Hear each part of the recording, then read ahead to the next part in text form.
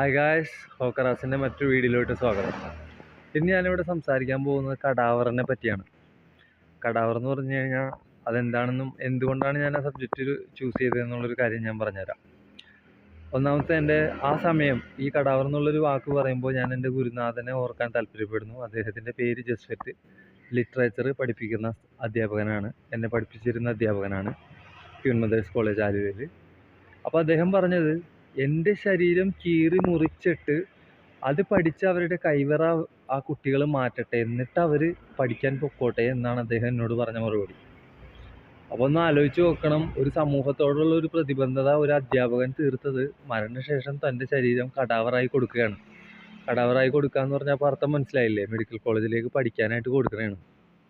കീറി പഠിക്കാൻ, തുന്നി കീറി വീണ്ടും തുന്നാനായിട്ട് പഠിക്കാനായിട്ട് കൊടുക്കുന്ന ബോഡികൾക്ക് പറയുന്ന പേരാണ് കടാവർ.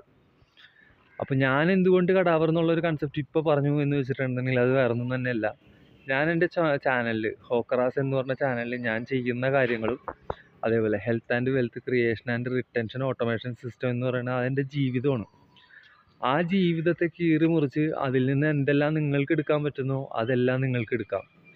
തുന്നിച്ചേർക്കാൻ പറ്റുന്ന കാര്യങ്ങൾ, അത് എന്താ പറയുക, ഞാൻ തരുന്ന ഡിജിറ്റൽ കാര്യങ്ങൾ അതിൻ്റെ പേരിൽ തുന്നിച്ചേർക്കേണ്ട ആവശ്യകതയില്ല, അതേപോലെ തന്നെ നിന്നോളും. പക്ഷെ നിങ്ങൾക്ക് അതിൽ നിന്ന് ഒരുപാട് കാര്യങ്ങൾ പുറത്തെടുക്കാം. വേണമെങ്കിൽ എൻ്റെ കിഡ്നി പുറത്തെടുക്കാം, എൻ്റെ ലിവർ പുറത്തെടുക്കാം, ഈവൻ എന്താ പറയുക, എൻ്റെ ഹാർട്ട് വരെ അതിൽ നിന്ന് പുറത്തെടുക്കാം. പക്ഷേ ഞാൻ നിലനിൽക്കുകയല്ലേ, അപ്പോൾ ഞാൻ ജീവിച്ചിരിക്കുന്ന ഒരു കടാവറിന് തുല്യമാണ്. അപ്പോൾ എന്നിൽ നിന്ന് എന്തെല്ലാം ആഗ്രഹിക്കുന്നുണ്ടോ, എന്നിൽ നിന്ന് എന്തെല്ലാം ഞാൻ കൊടുക്കണമെന്ന് ആഗ്രഹിക്കണോ അതെല്ലാം എല്ലാവർക്കും കിട്ടും. എല്ലാവർക്കും കൊടുക്കാനായിട്ട് പടച്ചവൻ എനിക്ക് കാണിച്ചു തന്നേക്കണ മാർഗ്ഗമാണ് ഈ യൂട്യൂബ്, അതേപോലെ തന്നെ സോഷ്യൽ മീഡിയാസ്, എല്ലാ കാര്യങ്ങളെല്ലാം. അപ്പോൾ ഞാൻ പറയുന്നതിൻ്റെ ഒരു വ്യാപ്തി നിങ്ങളൊന്ന് മനസ്സിലാക്കണം. ഞാൻ എൻ്റെ ചാനലിൽ പബ്ലിഷ് ചെയ്യുന്ന കാര്യങ്ങളുണ്ട് ഇൻഷുറൻസ് റിലേറ്റഡ് ആയിട്ട്, അല്ലാതെ മറ്റു കാര്യങ്ങളൊക്കെ ചെയ്യുമ്പോൾ എനിക്കിതെല്ലാം ചെയ്തിട്ട് സമ്പാദിക്കാൻ സാധിക്കുമെന്നുണ്ടെന്നുണ്ടെങ്കിൽ, എനിക്കൊരു കസ്റ്റമറെ ക്ലയൻ്റ് ആക്കാൻ എങ്ങനെ സാധിക്കുന്നു എന്ന് ഞാൻ പറഞ്ഞ കാര്യങ്ങൾ, അതേപോലെ ഒരു credit card, secured credit card sell ചെയ്യുമ്പോൾ എനിക്കെന്ത് കിട്ടുന്നു എന്നുള്ള കാര്യങ്ങളെല്ലാം ഞാൻ പറയുന്നത് നിങ്ങളത് ചെയ്തിട്ട് നിങ്ങൾക്കും കൂടെ അതിൽ റവന്യൂ ഉണ്ടാകാൻ വേണ്ടിയിട്ട് മാത്രമാണ്. അപ്പോൾ നമുക്ക് ചുരുങ്ങിയ സമയം കൊണ്ട് അത്യാവശ്യം വേണ്ട റവന്യൂ ഉണ്ടായിക്കഴിഞ്ഞ് കഴിഞ്ഞിട്ടുണ്ടെങ്കിൽ പഠിക്കുന്ന വിദ്യാർത്ഥികളാണെന്നുണ്ടെങ്കിൽ അവർക്ക് വിദ്യാഭ്യാസത്തിൽ കോൺസെൻട്രേറ്റ് ചെയ്യാൻ പറ്റും.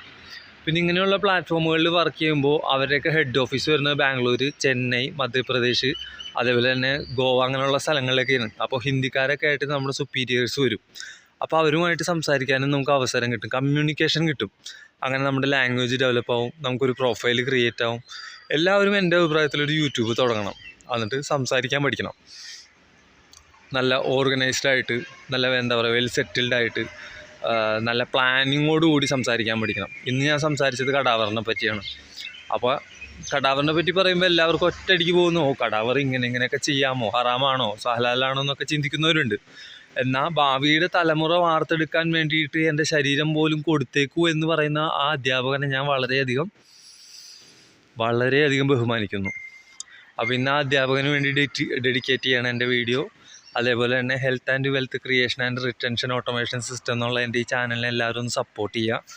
അതിൽ കാണുന്ന വീഡിയോസിൽ എന്തെങ്കിലും ഡൗട്ട് കാര്യങ്ങൾ വരികയാണെന്നുണ്ടെങ്കിൽ എനിക്ക് കമൻറ്റ് ചെയ്യുക. അതിൽ എബൌട്ട് പേജിൽ എൻ്റെ നമ്പറുണ്ട്, എന്നെ വിളിക്കുക. എല്ലാ സൗകര്യങ്ങളും ഞാൻ ചെയ്തു തരുന്നതാണ്. ഓക്കെ, അപ്പോൾ എല്ലാവർക്കും വേണ്ടി ഞാൻ നല്ലൊരു ദിനം ആശംസിച്ചുകൊണ്ടും നന്നായി പ്രാർത്ഥിച്ചുകൊണ്ടും ഇന്ന് ഞാൻ വിട പറയുകയാണ്. ഹുദാ ഹാഫിസ്.